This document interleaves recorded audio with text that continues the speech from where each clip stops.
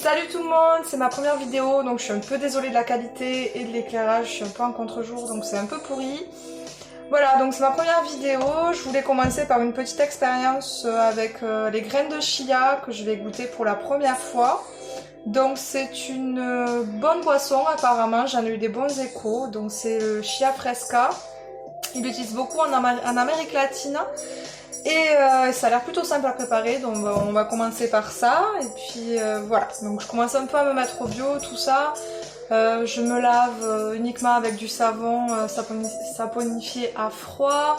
Pareil, je n'utilise que de l'huile de coco pour m'hydrater, j'utilise des cotons, etc. Enfin bon, tout ça, je pense qu'on aura l'occasion de se découvrir et d'échanger plein de choses et plein d'astuces. Voilà, on va reprendre sur notre recette.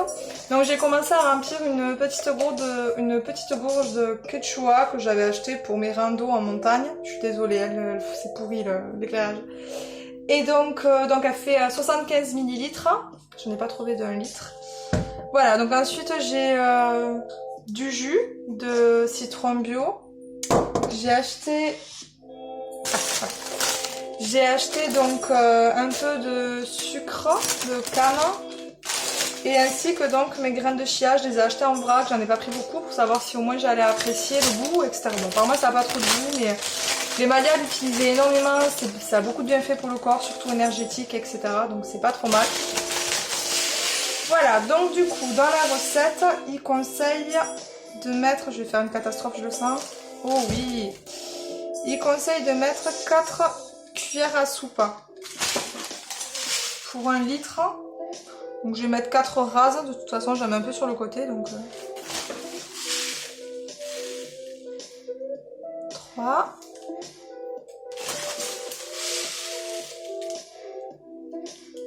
Et 4. Voilà. Oh là, j'ai fait carnage. Alors, il conseille de le laisser reposer pendant 5 minutes. Donc on va faire une petite pause et puis je vais continuer à remuer du coup toutes les 5 minutes puisqu'en fait la graine de chia va avoir une petite pellicule gluante qui va se mettre autour qui va permettre, comme ça s'accroche pas dans la gorge, pardon, et puis c'est plus facile à boire. Voilà, donc on va attendre 5 minutes, je vais vous retrouver 5 minutes après et voir comment ça donnait au bout de 5 minutes et mettre les autres ingrédients. Voilà, à tout à l'heure.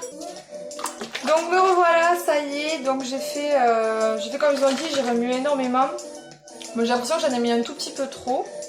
Là, ça me paraît bien condensé. Enfin bon, je verrai, de toute façon, au pire je rajouterai de l'eau. C'est pas grave, je le partagerai en deux, je rajouterai de l'eau à nouveau.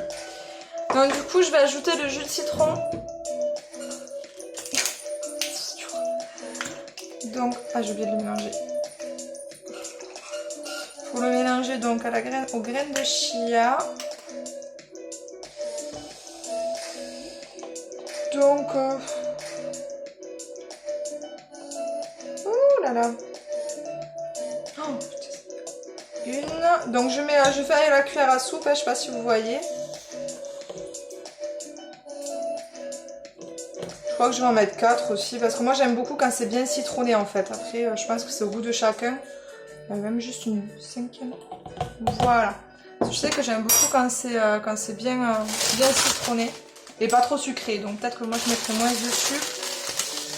Je pense que je vais mettre une demi-cuillère à soupe, je pense que ça suffira pour moi parce que j'ai pas du tout l'habitude de manger du sucré, j'aime pas les gâteaux, enfin voilà, je suis pas très pâtisserie, j'aime pas ça. Je sais, je suis un peu ronde, mais j'aime pas ça. Alors, bien mélanger. Et c'est vrai qu'elles sont un peu visqueuses maintenant, les graines, là on voit bien que ça a commencé à changer de... Bon, je suis désolée, je vois la bouteille. Hein. Alors, le sucre, ça suffit. Une demi-cuillère... Enfin, après, ouais, ça au goût de chacun, mais pour moi, une demi-cuillère à soupe suffit largement. Par contre, j'avais mis que 4 cuillères de... Ouh là là, désolée. J'avais mis que 4 cuillères de citron. J'en rajoute 3 de plus parce que je trouve que c'est pas du tout assez citronné à mon goût. Mais je pense que ça, c'est vraiment au goût de chacun. Et les graines de chia, elles se coincent pas dans la gorge, donc c'est plutôt agréable à boire. Donc je vais finir de boire.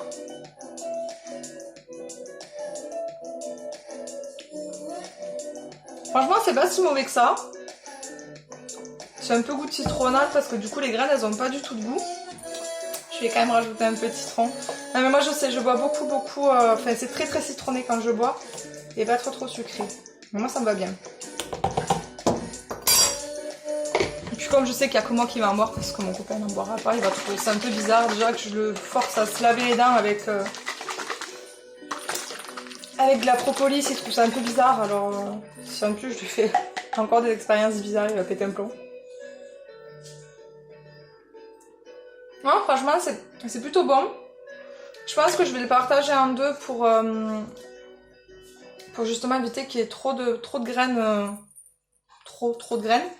Mais donc je pense que ouais, je vais le partager en deux, rajouter un peu d'eau et un peu de citron. Mais franchement, c'est pas si mauvais que ça. Enfin, rajouter dans le verre peut-être de l'eau et du citron. Franchement, c'est pas si mauvais que ça. Et apparemment, il le conseille aussi le matin à jeun. Ce qui permet de bien se réveiller. Ça remplace un café. Et ça permet aussi d'être pleine d'énergie. Enfin, ça apporte beaucoup de choses. Il y a du fer, il y a voilà, il y a des, je crois qu'il me semble qu'il y a des protéines aussi dedans. Enfin voilà, c'est vraiment très intéressant niveau nutritif. Et malheureusement chez nous c'est pas très répandu, mais voilà, il y a quand même des bonnes qualités dessus. Donc à tester. Je vais essayer de faire une cure avec, d'en boire au moins un verre tous les jours et je vous dirai ce que ça donne. À plus tard.